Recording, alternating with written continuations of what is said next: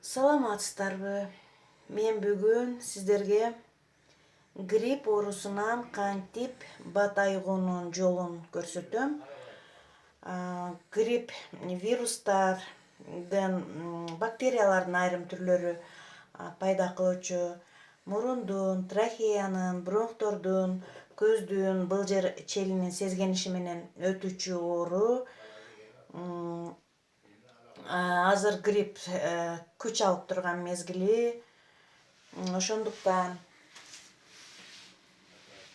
мен сиздерге азыр ошол настойканы көрсөтөм. Мен өзүм грипп менен ооруганда эч качан дары ичпейм. Ушул настойканы 2 маал ичем. Азыр биринчи лимонду кесип алдым. Мынакей. 3 кесим лимонду салабыз. Балды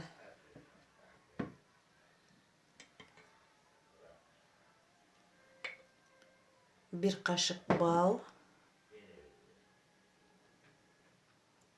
Лимондо көптөгөн витаминдер бар. В группасындагы витаминдер, айрыкча витамин С көп лимондо. Бал болсо табигый антибиотик, сезгенүүгө каршы күрөшөт.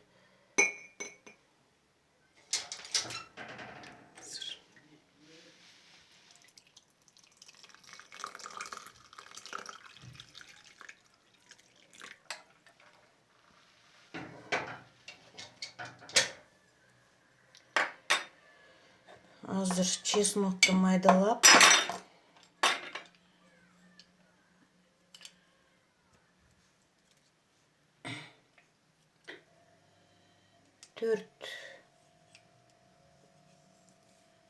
4 чесноктун тишчесин майдалап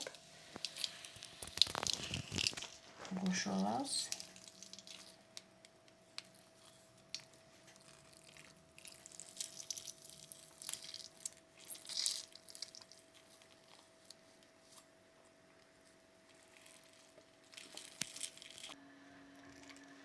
Төрт тиш чесноктун зубчигин майдалап кошуп алабыз мынтип.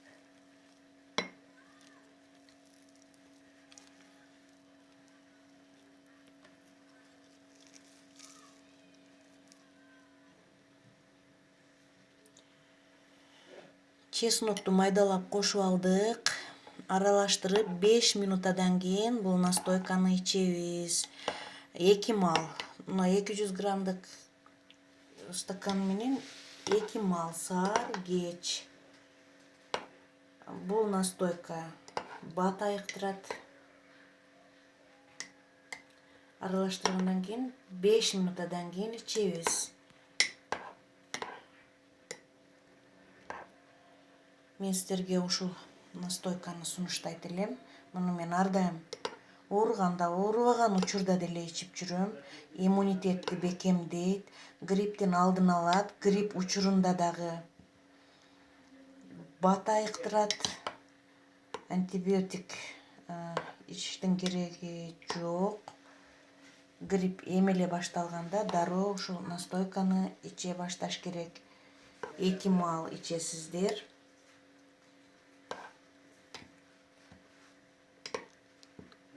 Мынакей 5 минутта койгондон кийин иче беребиз. Саламатта калыңыздар, оорубаңыздар. Жазылып кетиңиздер каналга.